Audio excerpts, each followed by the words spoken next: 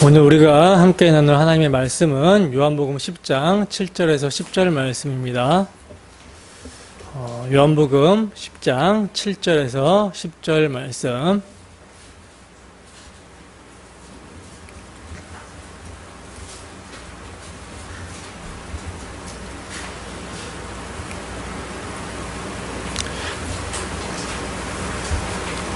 다 찾으셨으면 우리 함께 한 목소리로 합독합니다.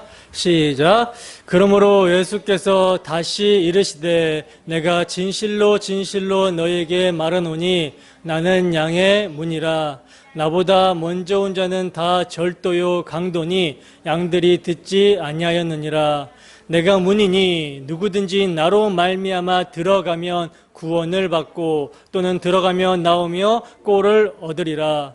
도둑이 오는 것은 도둑질하고 죽이고 멸망시키려는 것뿐이요 내가 온 것은 양으로 생명을 얻게 하고 더 풍성히 얻게 하려는 것이라. 아멘. 시간 잠깐 기도하도록 하겠습니다. 사랑의 하나님 아버지, 이 시간은 주의 말씀을 듣는 시간입니다. 주의 말씀이 선포될 때 우리의 심령이 소생되는 역사가 있을 수 있도록 인도하여 주시옵소서. 심령의 가난함과 의에 줄이고 목마름으로 주님을 사모하여 모인 자들에게, 그 사모하는 영혼에게 시간 주의 말씀을 통해 만족함을 허락하여 주시고, 우리 주 예수 그리스도의 은혜로 말미암아 감격하고 감사하고 즐거워하며 또한 기뻐하며 또한 마음 가운데 확신하며 주 예수를 위해 살고자 하는 의지가 새로워질 수 있도록 인도하여 주시옵소서. 하나님, 이를 위하여 부족한 사람이 강단에 섰습니다.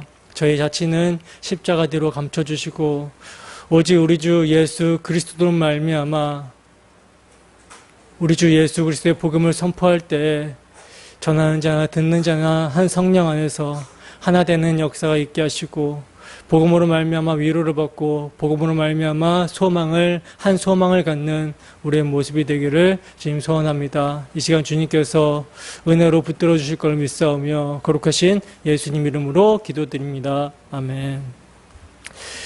양의 문이 되신 예수 그리스도, 양의 문이 되신 예수 그리스도라는 제목으로 하나님 말씀 증거하도록 하겠습니다.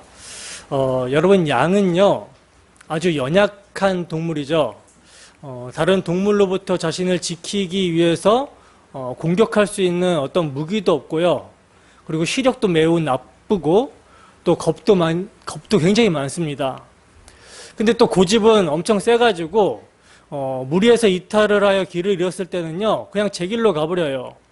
그래서 성경이 죄인들을 비유할 때 길 잃은 양으로 이렇게 비유를 많이 하고 있는 것이죠. 근데 이렇게 전혀 내세울 것이 없는 양에게도 특별하고 신기한 능력이 있으니 그 능력이 뭡니까? 바로 청력입니다. 그래서 양은요, 목자가 양을 부르게 되면 자기 목자의 음성을 정확하게 알아들어요.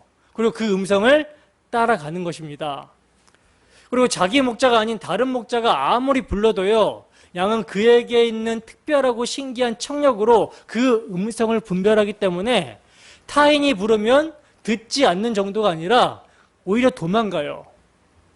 예수님은요, 바로 이러한 양의 특징을 들어서 택하신 자기 백성들은 참 목자로 오신 당신의 음성을 듣는다고, 듣고 따른다고 이렇게 말씀을 하셨죠. 그러므로 여러분, 양이 자기 목자의 음성을 듣고 따르는 것처럼요, 우리가 참으로 하나님께서 택하신 백성이라면 하나님의 아들로 오신 예수 그리스도, 그 예수 그리스도께서 각각 자기 백성들의 이름을 부르실 때 반드시 그 음성을 알아듣고 따라 나오게 되는 거예요. 어디로 따라가게 됩니까? 예수님께서 가신 그 길을 따라가게 되는 것이죠. 어떤 길이죠? 십자가의 길입니다. 그러면 예수님께서 자기 백성의 이름을 각각 부르셔서 자기의 길을 따라가게 하신다라고 하셨는데, 그 이름을, 각각 자기 양의 이름을 어떻게 부르실까요? 여러분, 예수님은요, 의인을 부르러 오신 것이 아니라 죄인을 불러 회개케 하기 위해서 오셨습니다. 그러므로 자기 백성의 이름을 죄인으로 부르신다는 거예요. 때문에 목자의 음성을 듣고 자신이 죄인임을 아는 자가 예수님의 부름을 듣고 예수님 앞에 나아가게 된다라는 것이죠. 그리고 그 주님께서 가신 길을 따라 자기를 부인하면서 따라가게 되는 거예요. 그렇다면 여러분, 예수님의 음성을 듣지 못하는 양은 어떤 양일까요? 자신을 죄인이 아니라 의인으로 여기는 양이죠. 지금 예수님께서 양의 비유로 여러분 말씀하시는 대상이 누굽니까? 자신은 날 때부터 맹인으로 태어나지 않았고 그래서 우리 부모도 나도 죄인이 아니라고 하는 자들이죠. 자신은 하나님의 선민으로서 율법을 지키고 있기 때문에 자신들은 보는 자들이고 맹인들의 인도자들이라고 하는 자들이에요.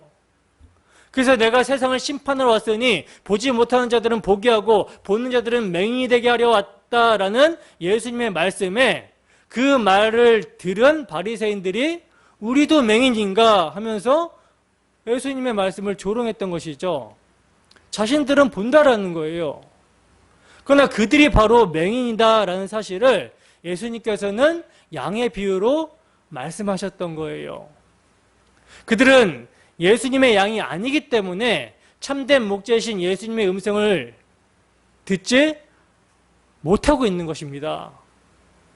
깨닫지를 못하고 있는 거예요. 듣고 따르기는커녕 목자의 음성을 듣고 도망가는 것이죠. 여러분, 예수님의 음성, 예수님의 말씀은요, 예수님의 양이 아닌 자는요, 결코 들을 수 없으며 듣지 못하기 때문에 따를 수 없습니다. 따라올 수가 없어요. 근데 간혹 이런 사람들이 있죠. 간혹 목자 되시는 예수님의 음성을 듣고 따라온 것이 아니라 같이 있던 양이 갑자기 어디로 가니까 덩달아서 자기도 얼떨결에 따라온 양이 있을 수가 있죠. 그러나 그런 양은요, 그의 목자가 예수님이 아니기 때문에 그 음성을 들어요, 못 들어요? 못 듣습니다. 그래서 나중에는 결국 무리를 떠나서 이탈하게 되는 거예요. 도망가게 되는 거예요. 그러나 주님의 택하신 양, 주님의 양은 어떠합니까? 그 음성을 듣기 때문에 양의 우리에서 나오게 되는 거죠. 그리고 나와서 그 주님의 길을 따라가게 되는 거예요. 그렇다면 그 주님의 음성을 따라 세상으로부터 나와서 그 주님의 십자가를 따라가는 자들의 모습이 어떤 모습인가? 여러분, 어떤 모습일까요? 성경은 이렇게 말씀합니다. 갈라디아서 6장 14절 말씀입니다. 갈라디아서 6장 14절 말씀.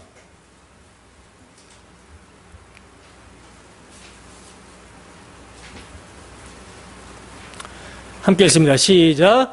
그러나 내게는 우리 주 예수 그리스도의 십자가 외에 결코 자랑할 것이 없으니 그리스도로 말미암아 세상이 나를 대하여 십자가에 못 박히고 내가 또한 세상을 대하여 그러하니라. 아멘. 여러분, 지금 바울 사도가 말씀하고 있는 세상은요, 유대주의를 말을 하고 있는 거거든요. 유대주의. 여러분, 유대주의는 율법 지킴이라는 행위를 통해서 하나님의 백성이 될 수 있다라고 여기는 오직 은혜의 대척점에 있다라고 말씀을 드렸죠. 인간의 가능성과 인간의 지혜와 인간의 힘을 전제로 하는 모든 세상의 종교와 삶의 원리를 대표하는 것이 여러분 유대주의입니다. 근데 사도가 주님의 음성을 듣고 그 유대주의 세상에서 나와서 주님의 십자가를 통해서 세상을 보니, 유대주의를 보니 그 세상은 어떻게 보여요? 무덤처럼 보이더라는 거예요. 근데 그 유대주의라는 세상이 또 자신을 보게 되면 자신이 무덤처럼 보인다라는 거죠. 서로 이렇게 무덤처럼 보이는 거예요. 죽은 자처럼 보이는 것입니다.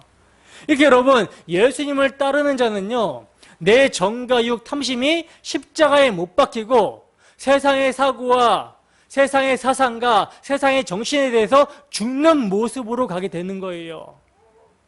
그래서 이런 모습을 세상이 봤을 때는 저 사람 이상하다. 저 사람 죽은 자처럼 보이는 거예요. 그러나 여러분, 이게 진짜 사는 것이죠. 내 정과 이욕 탐심이 세상의 사고와 세상의 정신에 대해서 죽는 것이 하나님에 대해서 사는 것입니다. 그리고 그 하나님에 대해서 산 자들이 십자가로 세상을 이기신 주님을 따라서 자기를 부인하며 정과 유혹 탐심을 십자가에 못 박고 땅의 것, 눈에 보이는 것에서 눈을 들어서 어디를 바라봐요? 위의 것, 영원한 것을 바라보며 이를 위해서 살아가게 된다는 거예요. 근데 여러분, 이것은요, 우리가 어떤 수련을 통해서, 극기 훈련을 통해서 되는 것이 아니죠. 우리의 노력과 열심과 의지로 되는 것이 아니에요. 이것은요, 부르심을 받게 되면 택하심을 받은 자들에게 나타나는 자연스러운 모습입니다. 자연스럽게 택하신 성도는 자신의 무력함과 연약함과 자신의 의지 없음을 알기 때문에 주 성령을 의지하여 주 성령께 간구하며 그렇게 변화되어 가는 거예요. 하나님의 일하심이 우리의 삶을 덮쳐서 오직 은혜로 말미암아 믿음으로 믿음에 이르게 하시는 것입니다. 그래서 예수님께서 당신의 양의 이름을 각각 부르시면 그 양들은 그가 보내신 성령으로 말미암아 자신의 죄인됨을 알게 되며 그리고 그 죄인을 구원하시기 위해서 세상에 오신 예수가 누구시며 그 예수님이 죄인을 위해 무슨 일을 하셨는지 각성하게 되고 하나님의 사랑이 그 마음에 부어진 바 되어 마음의 변화를 받아서 세상으로부터 나오는 삶을 살게 되는 거예요. 그리고 그 목자 되시는 예수를 따라 그를 위해 살아가게 되는 것입니다. 어떻게 한 주 동안 여러분들은 십자가로 나오라고 하시는 주님의 음성을 듣고 그분을 따라서 사셨습니까? 그 주님의 십자가에 마음이 끌리며 죽은 자 가운데서 부활에 이르기 위해 뒤에 한 일은 잊어버리고 표대를 향하여 그리스도 예수 안에서 하나님이 위에서 부르시는 부름의 상을 위하여 달려 나아가셨습니까? 여러분, 양은 목자의 음성을 듣습니다. 오늘도 당신의 십자가로 부르시는 주님의 말씀을 성령께서 우리의 마음에 적용시켜 주시기를 소원합니다. 그리하여 죄인을 부르시는 주님의 은혜의 말씀을 통해서 마음의 변화를 받고 주 예수를 자랑하고 주 예수를 위해 살아가는 우리의 모습이 되기를 주님의 이름으로 축원합니다. 본문 7절 말씀 보겠습니다. 함께 읽습니다. 시작. 그러므로 예수께서 다시 이르시되 내가 진실로 진실로 너희에게 말하노니 나는 양의 문이라. 아멘. 자, 보시면 여러분, 그러므로라고 하는 접속사로 지금 시작을 하고 있어요. 여러분, 이 접속사는요, 가장 가깝게는 바로 위의 구절을 받아서 하시는 말씀이고, 좀 길게 보면 뭡니까? 1절에서 6절까지의 말씀을 받아서 그러므로 라고 하면서 말씀하고 있는 것이죠. 그래서 그러므로 라고 하면서 시작되는 말씀이 뭐냐면 예수께서 다시 이르시되, 그러니까 그들에게 다시 말씀을 하시고 있는 거예요. 여러분, 그러므로가 받고 있는 바로 위의 구절 6절의 말씀이 무엇이었습니까? 예수님께서 비유로 그들에게 말씀을 하셨지만 그들이 예수님이 하신 말씀이 무엇인지를 도무지 알지 못했다라는 거였죠. 그러면 그들이 알지 못했던 예수님의 비유의 말씀이 무엇이었습니까? 1절부터 5절까지의 말씀. 양의 우리가 있는데 그 양의 우리에 들어가는 두 종류의 사람이 있다는 거예요.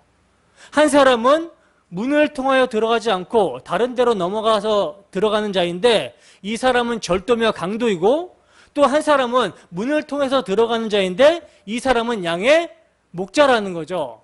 그리고 그 양의 목자가 문을 통해서 들어가게 되면 문지기는 문을 열어주고, 들어간 목자가 양을 부르게 되면 양은 목자의 음성을 알기 때문에 목자의 음성을 듣는다라는 것입니다.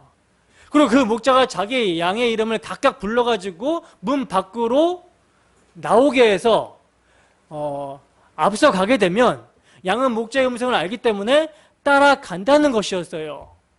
그러나 양은 타인의 음성은 알아듣지 못하기 때문에 타인이 부르면 따라가지 않고 오히려 도망간다라는 말씀이었죠. 이게 여러분, 예수님께서 자신들은 맹인이 아니며 본다고 하는 바리새인들에게 하신 비유의 말씀인데, 이들이 참으로 눈이 멀고 있었고 예수님의 양이 아니기 때문에 자기들에게 하신 말씀의 의미를 전혀 도무지 알아듣지를 못했다라는 것입니다. 그래서 예수님은요, 그들에게 하신 비유의 말씀을 다시 설명하는 내용 중에 일부가 오늘 본문이라는 거예요. 근데 여러분, 그렇다고 해서 단순하게 비유를 반복해서 지금 주님께서는 말씀하고 있는 것이 아니라 이제 그 비유의 실체이신 자신을 정확하게 드러내어 말씀하고 있는 거예요. 그래서 중요합니다. 여러분 10장을 잘 관찰해 보면요, 예수님께서는 바리새인들에게 양의 비유로 말씀하실 때 1절에서 5절까지는 3인칭 화법으로 말씀을 하시고 있었거든요. 근데 그들이 비유를 알아듣지 못하자 오늘 본문인 7절부터는요 1인칭 화법으로 말씀하시면서 그 비유의 실체가 당신 자신임을 말씀하고 있는 거예요. 근데 여러분, 지금 바리새인들이 예수님이 하신 비유의 말씀을 알아듣지 못했다라고 말씀을 하고 있잖아요. 근데 사실 우리가 볼 때 지금 예수님의 비유의 말씀이 정말 알아듣지 못할 정도로 어려운 내용입니까? 예수님이 무슨 수준 높은 지식적인 단어를 구사한 것도 아니시고 평소 유대인들의 사회에서 많이 볼 수 있는 목축을 비유를 들어가지고 설명한 거잖아요. 때문에 어려운 말씀이 아니에요. 그 당시 배경이 없는 우리도 그냥 읽으면 그냥 이런 내용이구나 아는 것입니다. 그런데 왜 그들은 알아듣지 못했을까요? 여러분, 한 가지 분명한 사실은요, 그들이 예수님의 말씀 자체가 어려워서 알아듣지 못한 것은 아니라는 거예요. 그들이 알아듣지 못한 것은요, 내용 자체가 어려워서 알아듣지 못한 것이 아니라 그 내용이 담고 있는 의미를 알아듣지 못한 것입니다. 보세요, 여러분.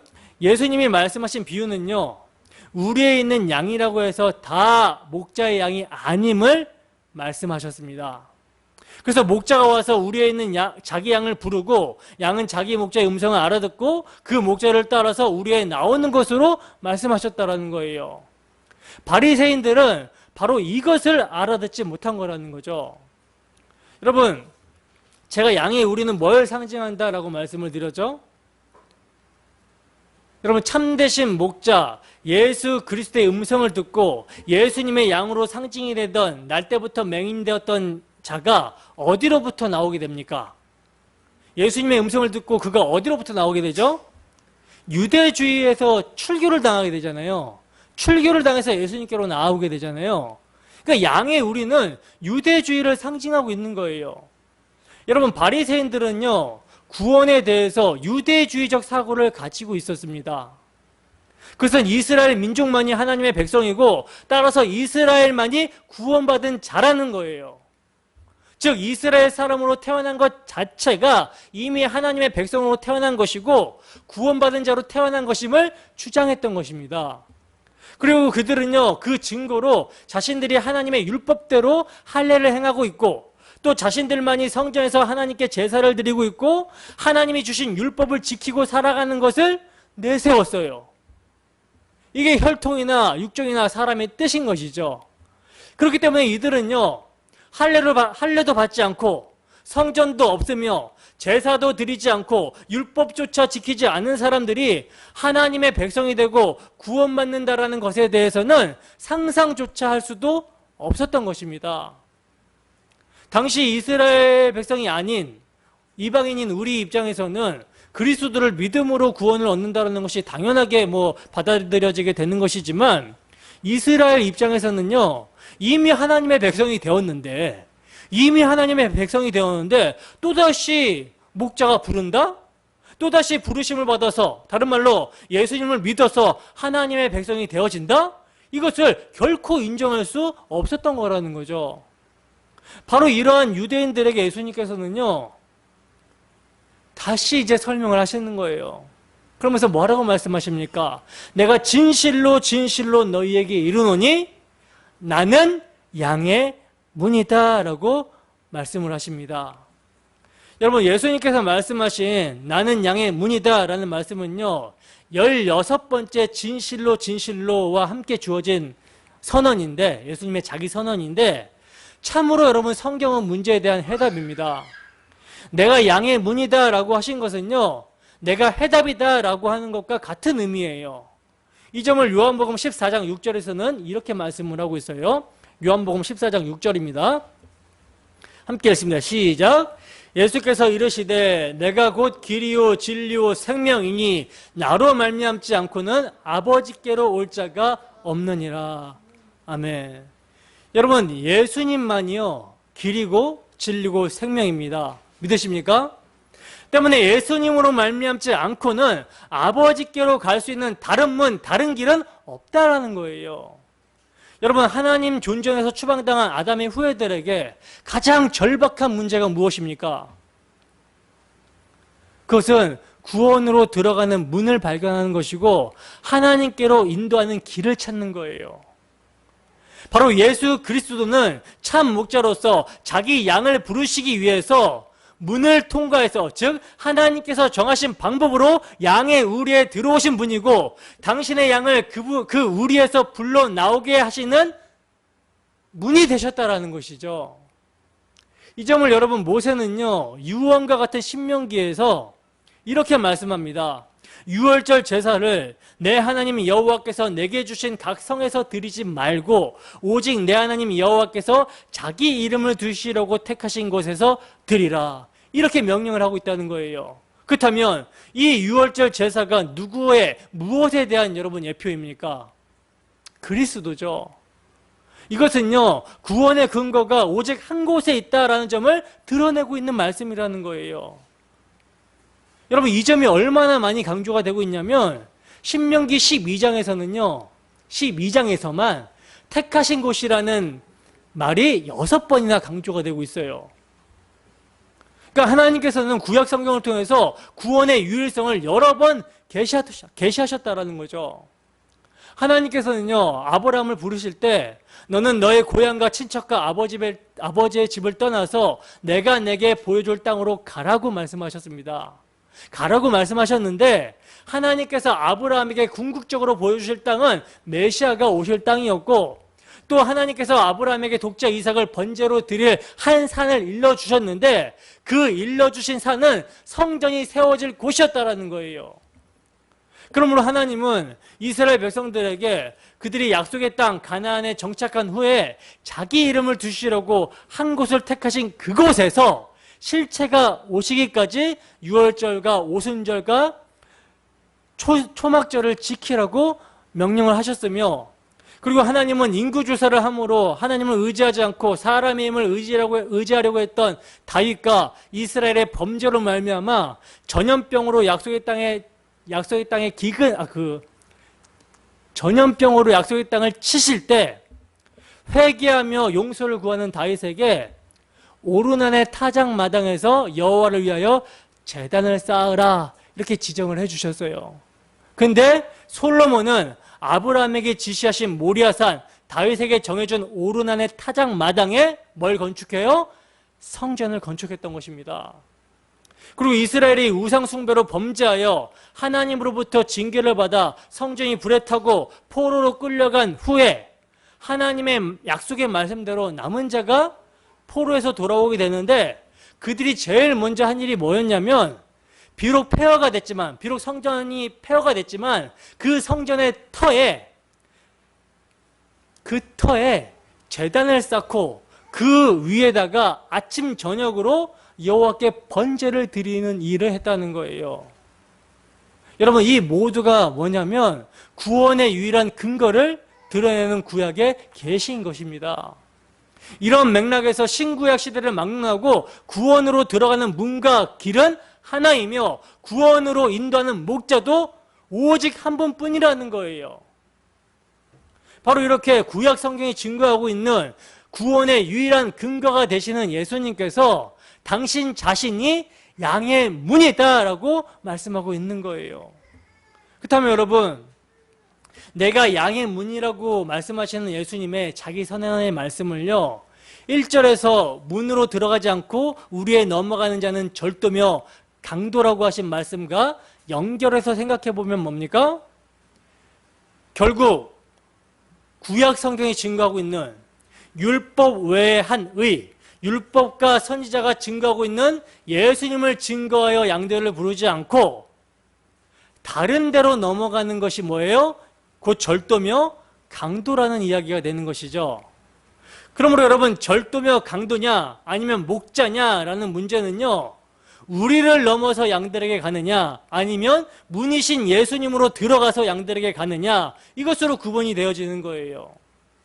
여러분, 문이신 예수님으로 들어가지 않고 우리를 넘어가는 것을요, 유대주의식으로 말하자면, 우리는 율법을 가졌고 할례를 지켜 행하고 있기 때문에 하나님의 백성이다 라고 주장하는 것을 의미합니다.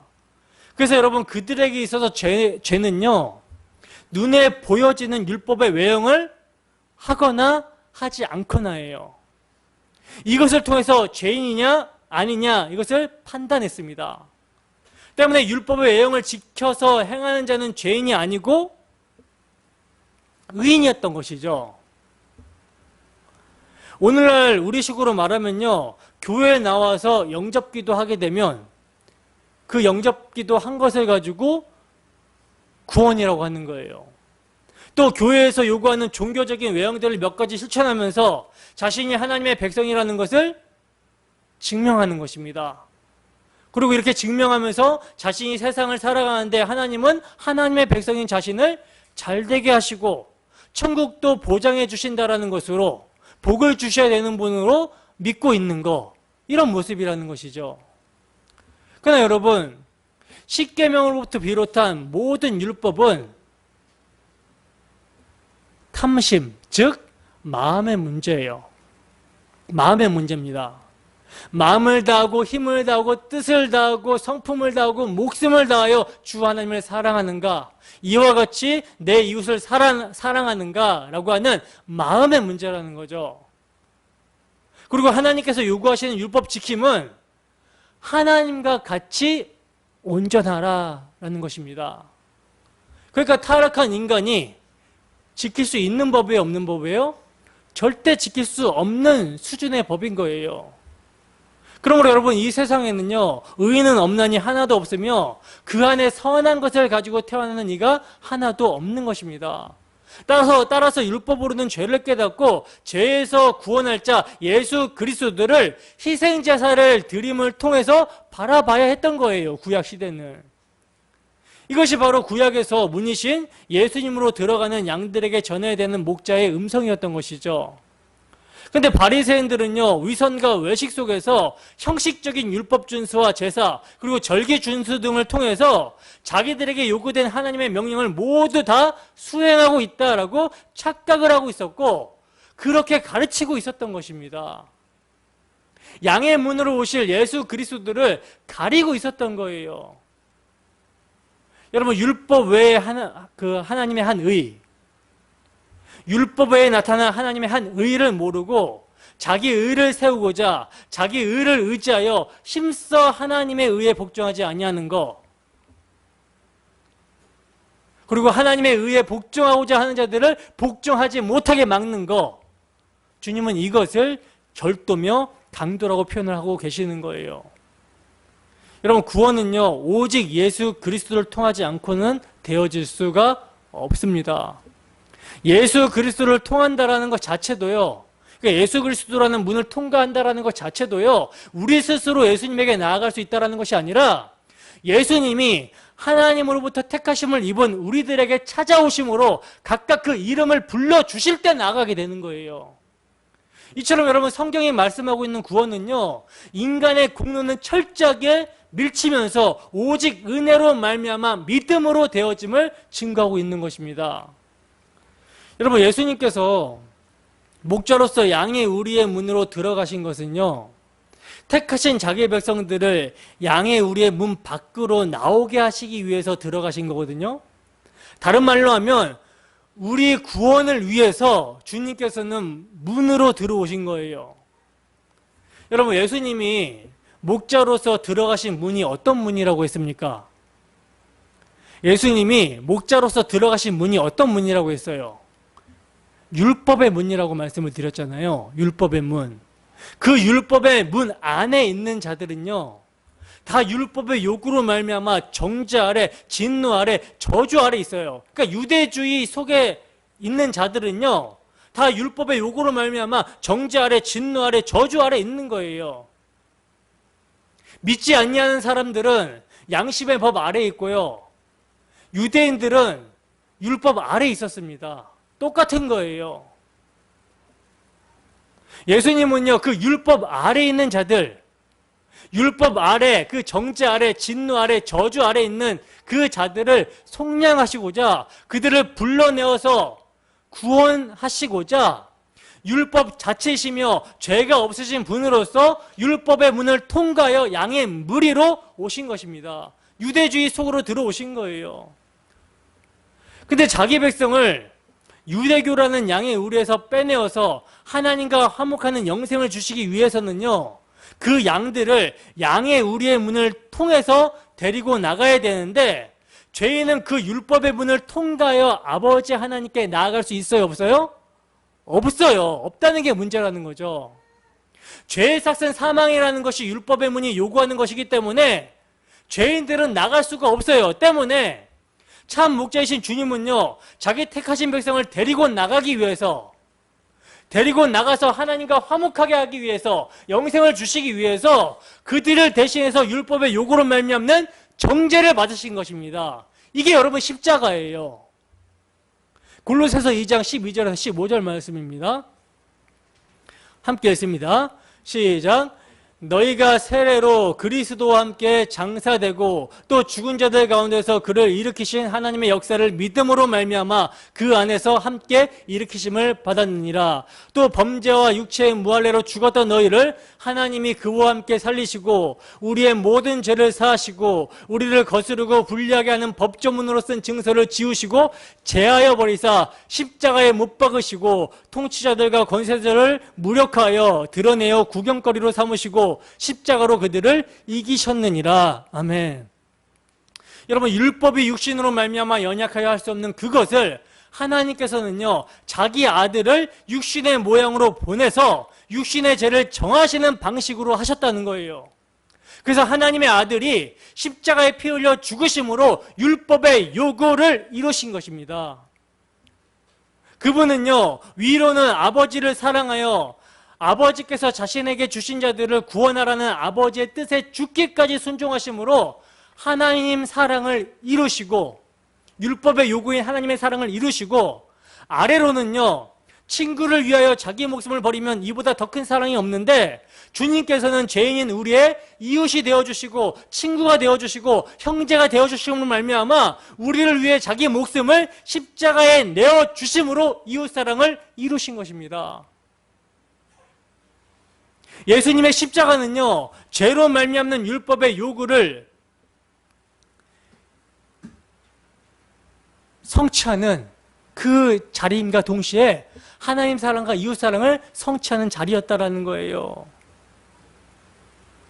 정죄를 받는, 죄의 삭은 사망이라는 율법의 요구에 정죄를 받는 자리임과 동시에, 형벌의 자리임과 동시에 또한 하나님 사랑과 이웃 사랑을, 율법을 성취하는 그 자리가 십자가였던 것입니다. 그러므로 이제 예수님께서 뭐가 되시는 거예요? 양의 문이 되시는 거예요. 근데 여러분, 이 예수님의 대속은요, 예수님께서 죄인들을 대표로 해서 율법의 요구를 이루신과 동시에 그 안에서 택하신 백성들을 함께 죽이시고 함께 살리셨다라는 거예요.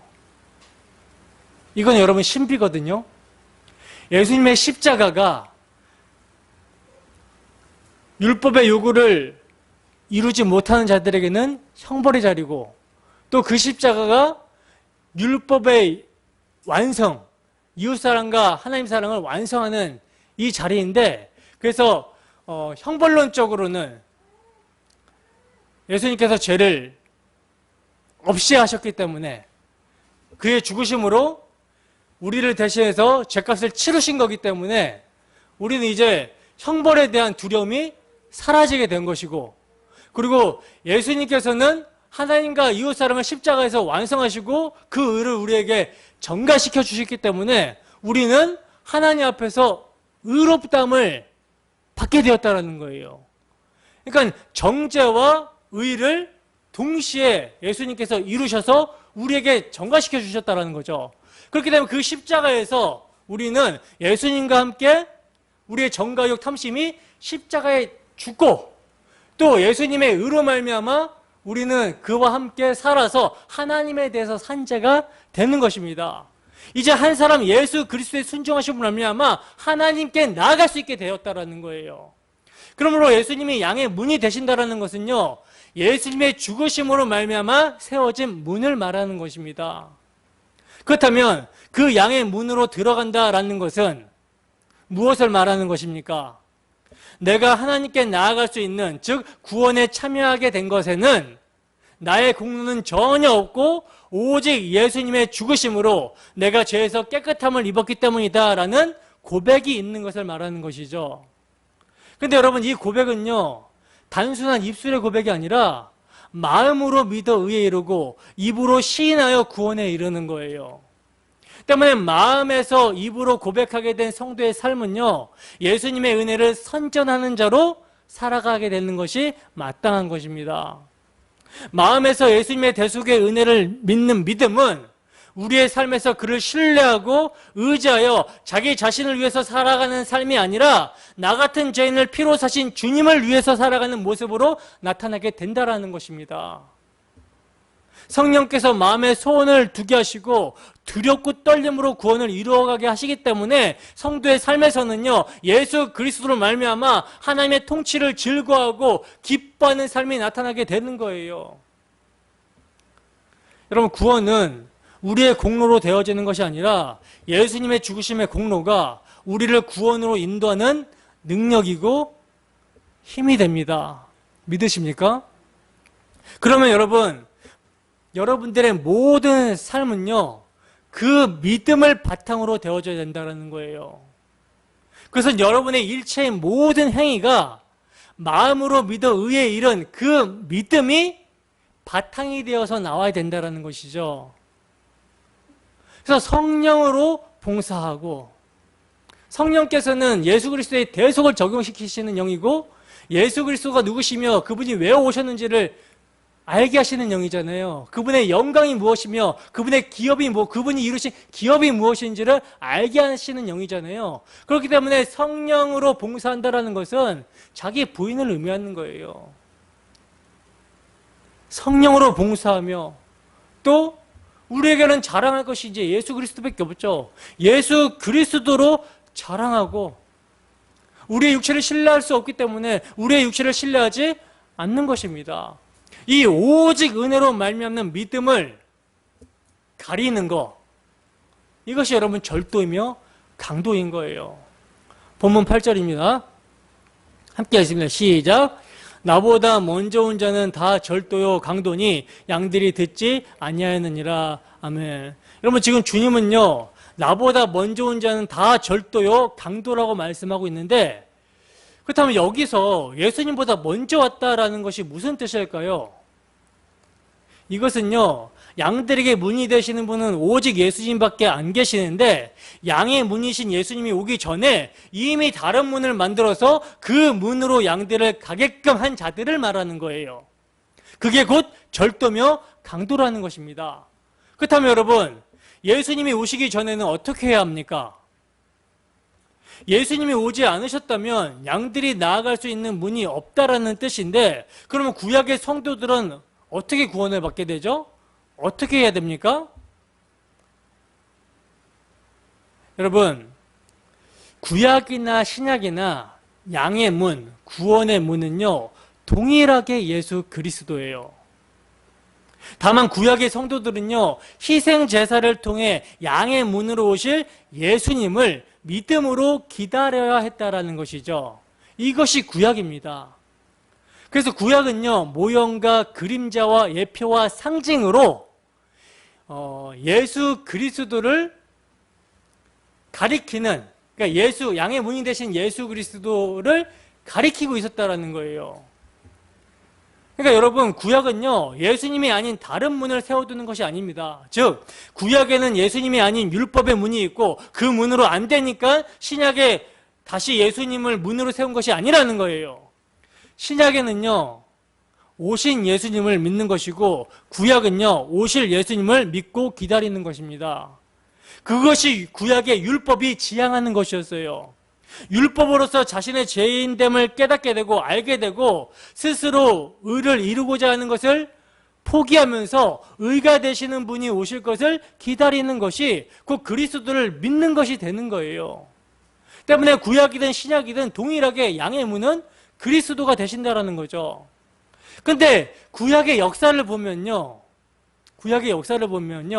항상 백성의 지도자들이 모형과 그림자와 상징으로 주어진 그 양의 문, 하나님의 언약을 가리는 역할을 해왔다라는 거예요.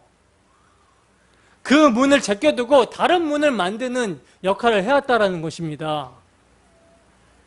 그래서 북이스라엘에서는 항상 왕들이 어떤 길로 가죠? 여로보암의 길로 가죠.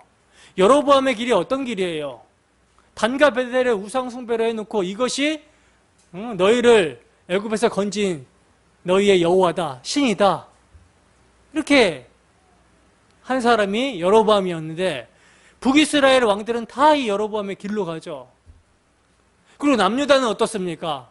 남유다는요, 오직 택하신 한 곳, 그 메시아 언약, 다윗 언약이 있는 그 성전에서 제사를 드리고 예배를 드려야 되는데 백성들이 산당에서 예배를 드리죠. 그러니까 산당을 없애지 못해요, 왕들이.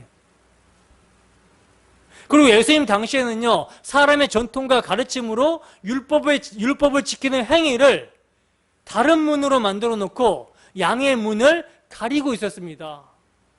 오늘날에는 어떻습니까? 마찬가지죠. 기복주의나 율법주의, 사람의 체험을 강조하는 신비주의를 강단에서 설교함으로써 양의 문 되시는 예수 그리스도의 복음을 가리고 있어요. 바로 여러분, 이것이 절도요, 강도가 하는 짓이라는 것입니다. 그런데 여러분, 택하신 양들은요, 듣지 않는다라고 말씀하고 있어요. 물론 그들은 소수지만 항상 구약을 보시면 은혜로 말미암아 택하심을 따라 남은 자가 있었다라고 그러죠. 여러분, 복음이 우리에게 들려지고요, 이 복음이 믿어지고요, 이 복음이 이해가 되어지고 이 복음이 삶에서 체울되어지는 것이 얼마나 큰 은혜인지 모릅니다. 끝까지 인내하며 믿음으로 복음을 붙들고 가는 것은요, 하나님의 은혜가 아니면은 결코 될 수 없는 일이에요. 하나님의 선택적인 사랑이 있기 때문에 우리가 복음을 받게 되고 복음을 이해하게 되고 복음을 깨닫게 되고 복음을 체험하는 삶을 살아가게 되는 것입니다. 스스로 양의 문으로 갈 수가 없어요. 예수를 스스로 믿을 수 있는 자가 없습니다. 그래서 9절에는 이렇게 말씀하고 있는 거예요. 본문 9절에서 10절입니다. 함께 읽습니다. 시작. 내가 문이니 누구든지 나로 말미암아 들어가면 구원을 받고 또는 들어가면 나오며 꼴을 얻으리라. 도둑이 오는 것은 도둑질하고 죽이고 멸망시키려는 것뿐이요 내가 온 것은 양으로 생명을 얻게 하고 더 풍성히 얻게 하려는 것이라. 아멘. 보세요, 여러분. 예수님께서는 내가 문이라고 지금 말씀을 하고 계시는데 우리가 읽고 있는 성경은요, 수식어 정관사 그라는 말이 빠져 있거든요. 원어 성경이나 영어 성경에는 그냥 문이라고 하지 않고 그 문이라고 되어 있어요. 그 문. 그렇다면 여러분, 예수님께서 당신 자신을 가리켜서 말씀하신 그 문은 뭐겠어요? 구약에서 가리키고 있었던 문을 말씀하고 있는 것이죠. 그 문의 실체가 당신 자신이라는 것입니다. 그렇다면 여러분, 구약에서 그 문이 어떤 문일까요? 하나님께 나아갈 수 있는 문, 1년에 한 번 대제사장이 염소의 피를 들고 통과하여 나아갈 수 있었던 문, 이 문이 어떤 문입니까? 지성소로 들어갈 때 막혀있던 휘장이죠. 그 휘장을 통과하지 않으면 아버지께로 나아갈 수가 없어요. 근데 그 문을 예수님께서는 자기 육체를 휘장 삼아 십자가에서 찢어버리심으로 말미암아 누구든지 아버지께 나아갈 수 있는 구원의 길을 여신 것입니다. 근데 여러분, 우리는요, 여기서 주목해야 되는 것이 뭐냐면, 그리스도께서는 내가 그 문이니 누구든지 들어가면 구원을 받고 라고 말씀하고 있지 않다는 거예요. 어떻게 말씀하고 계십니까? 누구든지 나로 말미암아 들어가면 이라고 말씀하고 계신다라는 사실에 우리는 주목해야 된다는 거죠. 여러분, 죄인은요, 예수님께서 휘장 가운데로 당신의 육체로 십자가에서 자신의 몸을 찢으심으로 하나님께 나아가는 길을 열어 놓으셨음에도 불구하고 죄인들은요, 스스로 그 문에 들어갈 수가 없습니다. 왜냐하면 아담 안에서 모든 인간들이 본질상 죄와 허물로 죽어있기 때문에 스스로 나갈 수가 없어요. 그러므로 어느 누가 구원을 받을 수 있는 방법은 오직 죽은 자를 다시 살리시는 하나님의 능력으로 되어진다는 것이죠. 그리스도께서 십자가로 다 이루시고 성령으로 말미암아 자기 양들을 찾아가서 부르실 때 그때 들어가게 된다는 거예요. 여러분, 그리스도 없이는요, 여러분, 우리는 아무것도 할 수 없습니다. 그러므로 아버지께서 이끌지 아니하시면 아무라도 그리스도께 올 수 없다라는 것만이 사실이 아니라 그리스도께서 부르시지 아니하시면 아무도 아버지께로 올 수 없다라는 것 마찬가지로 진리라는 거예요. 그리고 여러분, 그리스도로 말미암아 구원받은 자들의 특징이 나옵니다. 특징이 나오는데 그 특징이 뭐냐면 들어가면 나오며 꼴을 얻는다라는 것이 특징이에요. 여러분, 이 말씀은요, 유대주의로 상징되는 세상에서 나와서 양의 문이신 그리스도를 통과하여 하나님 나라에 들어간 하나님의 백성들이 세상과 하나님 나라를 들락날락거리며 살게 된다는 말이 아닙니다. 그럴 수 없죠. 한 번 나온 양은요, 다시 세상으로 못 들어가요. 홍해가 한 번 닫히면 다시 애굽으로 돌아갈 수 없는 것과 같은 이치입니다. 그러면 이 말씀은 어떤 의미인가?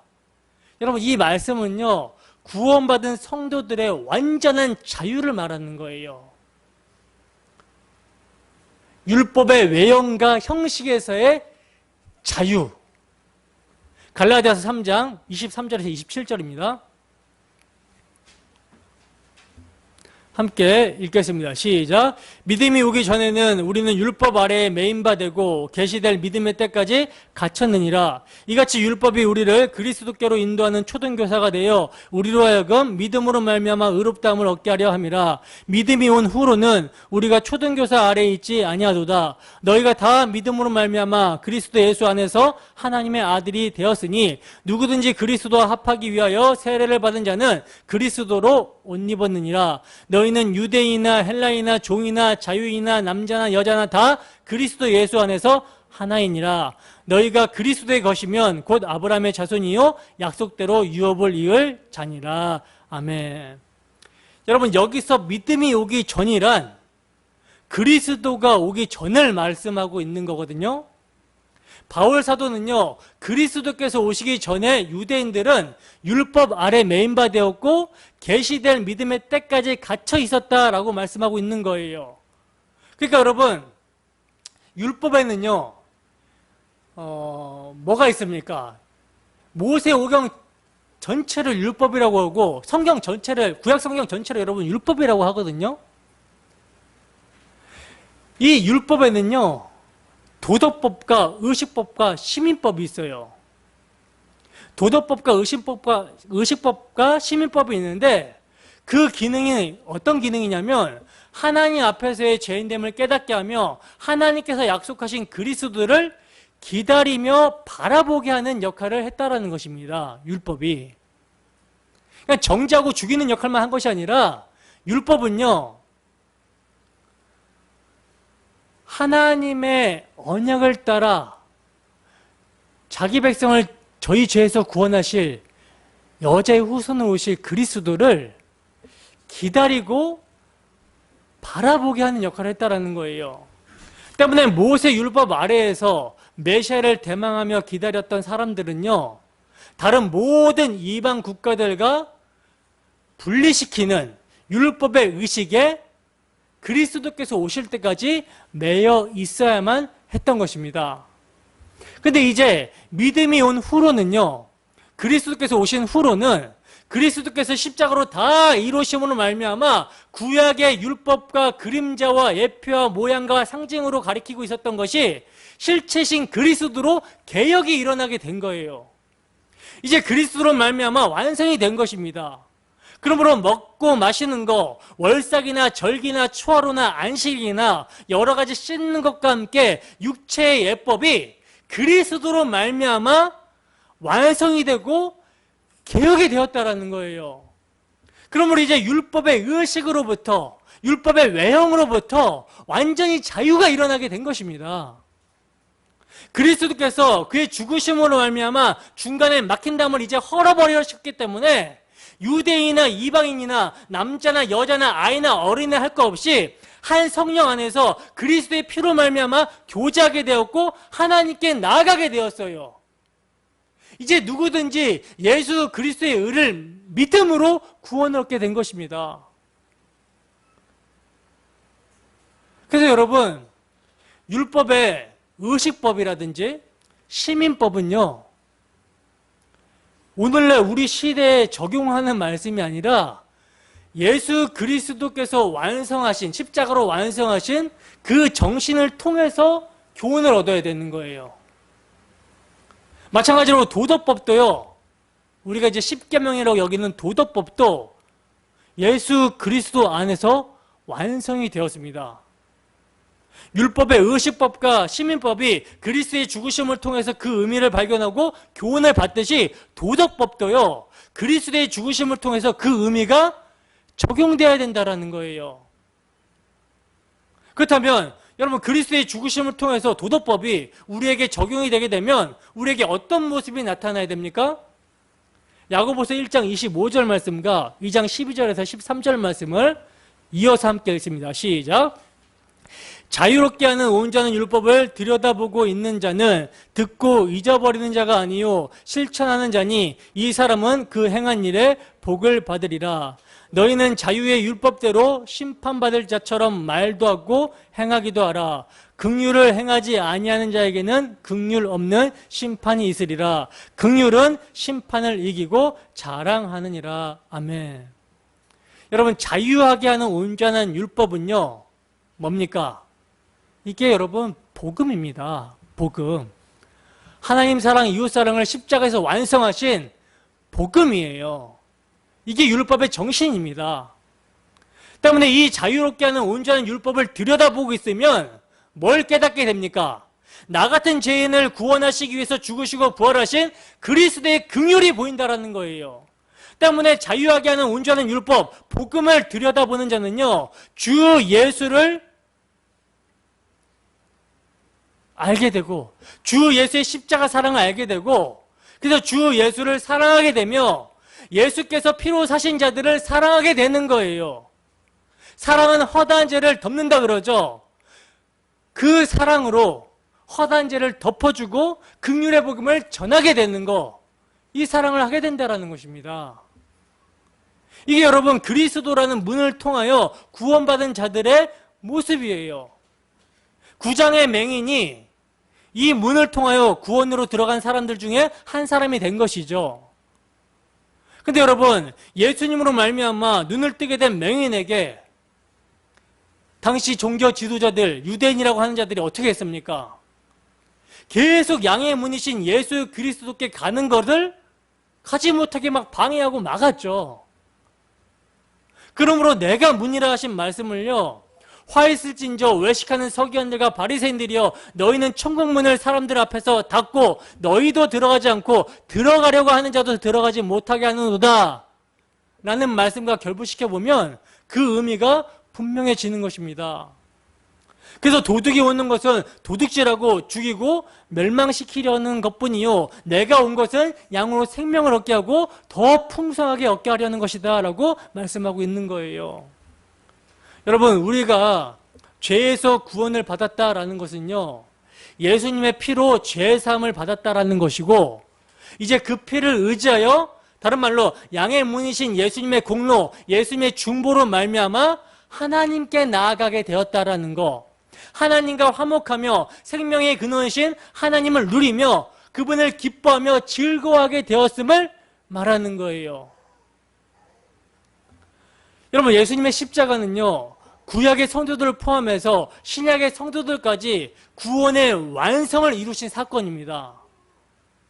그러나 그 십자가의 구원이 성령으로 말미암아 복음의 말씀을 통해서 우리에게 적용이 되어질 때에는요, 성령으로 말미암아 주어진 믿음으로 그리스도의 십자가로 말미암아 하나님의 신적 작정 안에서 구원을 받았다라는 것을 확신하는 가운데 그 구원이 무엇인지를 아직이라는 세상의 역사 속에서 경험하게 되는 것을 말하는 거예요. 예수 그리스도로 말미암는 부르심의 소명과 예수 그리스도로 말미암는 거듭남과 예수 그리스도로 말미암는 회개와 예수 그리스도로 말미암는 칭의와 양자됨과 성화와 견인과 마지막 몸의 구속인 영화까지 성도의 모든 구원의 서정을 하나님의 열심을 통해서 경험하게 되고 누리게 되는 것을 구원이라고 말을 하는 거예요. 이 모든 구원의 서정, 이 모든 구원의 서정에 예수님이 뭐가 되세요? 문이 되신다라는 것입니다. 때문에 여러분, 예수님이 아니면 우리에게는 그 어떤 것도 있을 수가 없다는 거예요. 믿음도, 은혜를 아는 것도, 그리스도를 주여 고백할 수 있는 것도, 그리스도로 말미암아 하나님과 화목을 누리며 생명을 풍성하게 누리는 것도 그리스도가 아니면 되어질 수 없는 일이라는 거예요. 다 예수님이 찾아오셔서 양의 문이신 당신에게로 부르신 결과 되어진 오직 은혜라는 것이죠. 부르심도 은혜요. 거듭남도 은혜요. 회개도 은혜요. 의롭다 하심을 얻는 것, 칭의도 은혜요. 하나님의 자녀들이 되는 양자됨도 은혜요. 예수님으로 말미암아 세상으로부터 분리가 일어나서 거룩한 삶을 살아야 되는 것도 은혜요. 끝까지 믿음을 잃지 않게 하시고 인내케 하시는 견인 또한 은혜요. 마지막에 몸의 구속, 그래서 이제 죄를 이제 짓고 싶어도 지을 수 없는 온전하게 하나님을 섬길 수 있는 그 몸의 구속이 일어나는 것도, 영화되는 것도 은혜입니다. 모든 구원의 모든 총체가 다 은혜에서 은혜로 말미암음이에요. 그러므로 여러분, 이 은혜의 부르심이 있는 자들은요, 오늘도 양의 문이신 예수께로 나아가서 구원의 은혜로 말미암아 자유함을 누리며 꼴을 먹고 생명을 풍성히 누리게 되는 것입니다. 여러분, 우리에게 은혜가 되고 있습니까? 복음이 되고 있습니까? 복음의 능력으로 내가 사는 것이 그리스도니 죽는 것도 내게 유익하다라는 고백을 하면서 그리스도를 따라 살아가고 있습니까? 여러분, 평탄할 때는요, 우리의 믿음이 진짜인지 가짜인지 몰라요. 고난이 닥치고 환난이 닥치고 어려움이 있어야 우리의 믿음이 진짜인가 가짜인가 알게 됩니다. 우리는 연약합니다. 그죠? 그래서 환난이 닥치고 어려움이 닥치고 핍박이 있으면요, 예수님의 십자가, 그 은혜, 그 사랑 내팽개치고 도망가게 돼요. 솔직한 고백입니다. 그러나 하나님의 은혜는 찾아오신다라는 거죠. 예수님의 십자가 사건이 일어났을 때 제자들이 예수님을 다 버리고 도망갔어요. 다 버려도 나는 주를 버리지 않겠다라고 하는 베드로 3번이나 저주 맹세하면서 예수님을 부인했습니다. 근데 예수님께서 부활하시고 나서 그 베드로, 예수님을 부인하고 다시 고기 잡으러 세상으로 가게 된 그 베드로를 예수님께서 찾아가셔서 부르십니다. 부르셔서 하는 말이 뭡니까? 내 양을 먹이라. 내 양을 치라. 내 양을 먹이라. 그 베드로가 어떤 길을 가게 됩니까? 이제 주님을 따라서 주님의 십자가를 거꾸로 지는 모습으로 가게 되죠. 이게 은혜가 만들어내는 모습입니다. 그렇기 때문에 은혜가 덮쳐오면 내 힘으로는 안 돼요. 내 힘으로는 코로나 때문에 예배 드리지 말라고 하면 무서워서 이거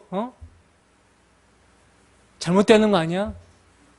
근데 하나님의 은혜가 예배를 생명처럼 여기게 하기 때문에 그 은혜를 따라서 예배를 드리는 자리로 나오게 되는 거예요. 핍박을 받더라도 자기의 모든 소유를 뺏겨도 심지어 죽기까지 할지라도 하나님이 기뻐하시는 일에 대해서 타협하지 않고 가게 되는 거. 이게 은혜가 역사하는 모습입니다. 한 주간도 주 성령의 인도하심 가운데 양의 문이 되시는 예수 그리스도로 말미암아 꼴을 먹고 생명을 얻으며 더욱 풍성히 얻는 자들이 되기를 소원합니다. 그리하여 복음이 주는 자유함으로 말미암아 그 능력으로 주님을 위해 주님을 따라 살아가는 참 예배자가 되기를 주님의 이름으로 축원합니다. 우리 함께 찬양하며 기도하겠습니다.